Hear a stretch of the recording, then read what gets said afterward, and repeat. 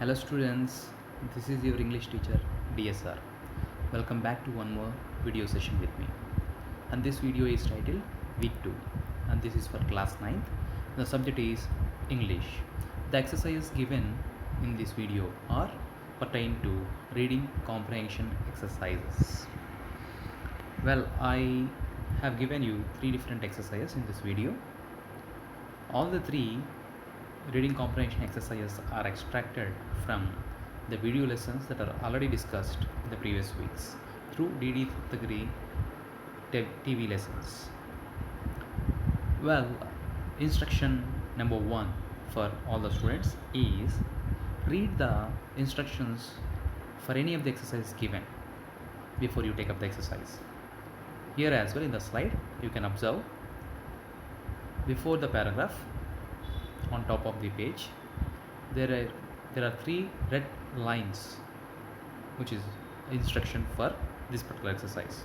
Read it first. Read the text given below from the lesson, the snake and the mirror, and answer the questions that follow. So the 3 paragraphs that you see in the slide are extracted from the lesson, the snake and the mirror. For the better reference of all the students, those who have PDF textbook or else those who have physical textbook, you may go through the paragraphs during your leisure time, or else you can pause this video and read these paragraphs here itself, or else you can open your textbook and you can go through those using your physical textbooks as well. So let's get started. The house was not electrified. It was a small rented room. I had just set up medical practice and my earnings were meager. In the first 2 lines, the points we come to know are: there is a man who has taken a room for rent. The room that he has taken for rent is very small, tiny in size, and the house is not properly facilitated with electricity. That means there is no power connection. So for lighting the bulb he has to bank on alternative measures like lighting a candle for light, or else for using Petronas light or kerosene bulb, kerosene light. That's one thing. And the second point to be noted is his designation or his profession. I had just set up medical practice.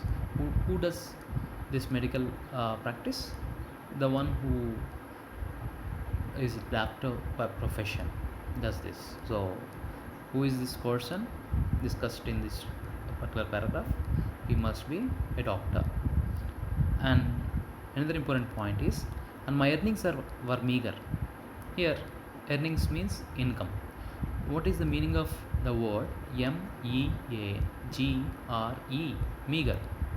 The meaning of the word meager is something that is very less as an amount, or something that is very little in quantity, or the other word or synonym for the word meager is modest, less.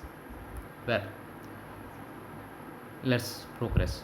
I had about 60 rupees in my suitcase along with some shirts and dhotis.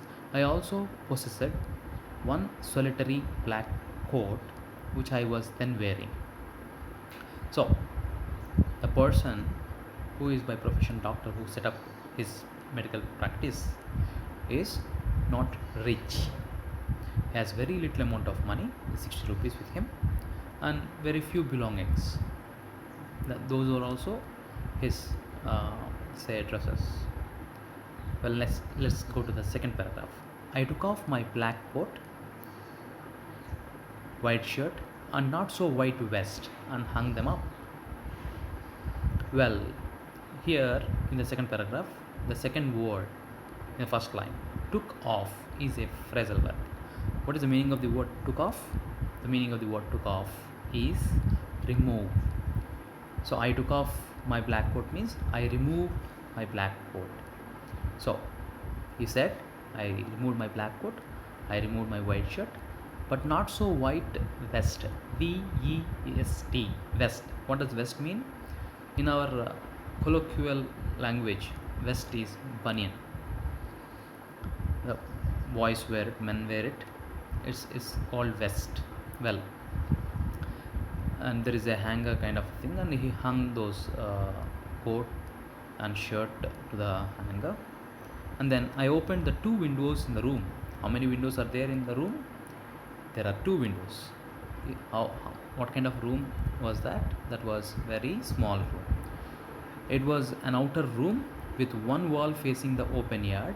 It had a tiled roof with long supporting gables that rested on the beam over the wall. So they were a kind of cylindrical structures. We call those pillars. So there are two such long gables inside the roof, and there is also a beam, the same structure which is cylindrical, which is bit it resembles a log, but that this beam is horizontal, whereas gables are vertical. That's fine. Now, I there was no ceiling, and there was a regular traffic of rats to and from the beam. So, as I said earlier, a kind of pillar which is horizontal towards the ceiling or towards the ceiling of the room. So here the doctor says there are so many rats which regularly bother him, trouble him. Where they rest? They rest around this beam in the house or room. I made my bed and pulled it close to the wall. He made an arrangement that particular day to go to bed or to lie down and sleep. I laid down, but I couldn't sleep. For some reason, he could not completely get sleep. So I got up and went out to the veranda for a little air, for a fresh air or for cool breeze. He came out of his room, but the wind god seemed to have taken time off. Here, towards the fag end or towards the last of the second paragraph, also there is one more phrasal verb used, time off. Initially, we in the second paragraph, in the second word is took off here, whereas here the last word is time off. Both are phrasal verbs. Here, time off means pass. He expected a cool breeze, but it didn't come. It was sultry there. So I went back into the room and sat down on the chair. I opened the box beneath the table, took out a book. So he couldn't, as he expected, he couldn't sleep. So for spending time, he came back to the room and he found another alternative method. What you and I generally do when we do not get sleep is we watch TV. But those days, and that too during his time or in his room, there is no such facility. So he managed to find a book in his room. And then here the word P-E-N-E-A-T-H, beneath, the meaning of the word beneath means below. Under the table there is a book noticed, and the name of the book is the Materia Medica, maybe a book related to doctors or medicine. I opened it at the table on which stood the lamp and a large mirror. A small comb lay beside the mirror. So next to the book, he noticed a lamp, mirror, and a small comb, and thus those are the details provided from these three paragraphs. Now look at the questions. Question number 1: who is I in the paragraph? In the three paragraphs that we discussed, there were now and then the term I has come. Who is this I? Is this I a driver or a pilot or a doctor or an engineer? You can easily answer because I already discussed. Then the second one, there was a regular traffic of dash to and from the beam. there was kind of thing or things that bother the person who lives in this small room. There was a reference to that, and you can check it in the paragraph if you are keen. You can easily answer. Options are cars, bikes, rats, people. Which bothered him in the paragraph? Number 3. Question number 3. Name the book that homeopath doctor opened after he sat in his chair. You're supposed to mention the name of the book from the given options. The Materia Medica, or You Can Win, or The Material, or Are All. What is the book name? And the question number 4 is, how many windows are there in his room? Option A 1, option B 2, option C 3, option D 4. Well, question number 5. What is the meaning of the word meager? Options are modest, more, much, many. The last question is, who is the author of the lesson, The Snake and the Mirror? Well, for this 6th question, you definitely have to visit your textbook. I mean, open the lesson Snake and the Mirror, and check for the author's details. Author's details in every lesson are provided towards the end of the reading exercise. You can definitely find it, and you can easily do that exercise. Now let's go to exercise 2. This is extracted from a poem. So we call these lines as stanza. We refer these 8 lines here as stanza. Now look at the instruction. Read the text from the lesson, The Duck and the Kangaroo, and answer the questions that follow. And those who have textbooks, you may please open page number 16. You can refer to stanza number 2, where the same lines are found. Let me read that stanza lines for you. Please give me a ride on your back, said the duck to the kangaroo. I would sit quite still and say nothing but quack the whole of the long day through, and we would go to the Dee and Jelly Boli, over the land and over the sea. Please take me a ride, oh do, said the duck to the kangaroo. So here the two animals seem talking. Do animals talk? No, it is a kind of personification. Well, application of human qualities to other things, objects, or animals is called in literature personification. Here the poet imagines as if those two are talking, and when it gets to that, when we get to the details, what is said here, a duck is asking kangaroo to give him a ride. Where it wants to step on, it wants to step on kangaroo's back. Well, after getting on kangaroo's back, what it further said, it said it would be silent. How do I say that it said it would be silent? There is a term QUITE, quiet, and STILL, still. This also means the same, silence. So duck promised kangaroo that it would be silent when it gets on the back of kangaroo, and say nothing but quack. Well, this word QUACK, quack, is a sound made by duck, like crow crows, lion roars. In the same way, the sound made by duck is quack. It said I would be silent, but occasionally now and then I say quack. Well, that's the thing. Now let's get to the questions. Answer the following true and false questions and tick the appropriate options. Here, based on the stanza discussed above, there are 5 questions provided. They may be true, they may be false. You need to find whether the given statement is true according to the given stanza or not. If it is true, mark a tick over true. If it is false, mark a tick over false. That's going to be that simple. Now let's get to the first question, I mean 7th question here, because all the questions in all the 3 paragraphs are given a proper order. That's the reason why you would see 7 here. Otherwise, it would be number 1. Anyhow, now the 7th question is this. Edward Lear is the person who wrote The Duck and the Camel. So, for the first question in this exercise, to find out the point of this particular poem, you would have to see it in the textbook.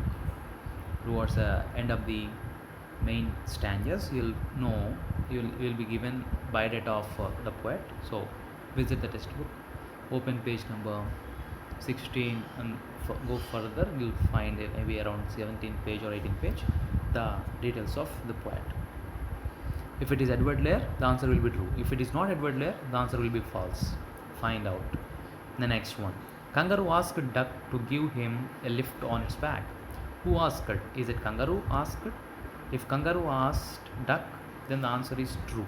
If kangaroo is not the one who asked, if it is duck who asked, then the answer will be false. Find out. It will have to be done this way. Now, next question, 9th question. Duck said it will make a lot of noise while it is on kangaroo's back.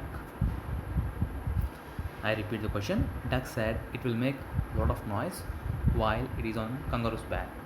Is it true? No. You have to verify. You have to check. I've already discussed this. Please check it in the stanza given and find whether it is true or not and mark accordingly. Next question. Kangaroo shouts quack. Is it kangaroo which makes the sound quack, or is it duck? The answer is to be made by you. You have to make the choice. Now the last question in this exercise is quiet. The word quiet. What does the word quiet mean? Does it mean silent? If it is yes, the answer is true. If it is not, the answer is false. I've already discussed the meaning of the word quiet during the explanation. You can get back and then you listen to it. You will be able to understand whether it is silent or other term. Now let's get to the third exercise. Exercise number 3. Well, this is a bit lengthy paragraph, and this is extracted from Little Bobby. And in your textbook, you'll find it in page number 20, and paragraph from number 1 to 9 are part of this particular reading comprehension exercise. Let us get to the details. Let us read the paragraph. Little Bobby came into the kitchen where his mother was making dinner. As you can see, the person description in the image, he could be the one, Little Bobby, and next to him there is a small dog, a pet dog of him. What is he doing? What is he seen doing in the image? He is busy writing something. What it would be? Is it his homework? Let's find out. His birthday was coming up, and he thought this was a good time to tell his mother what he wanted.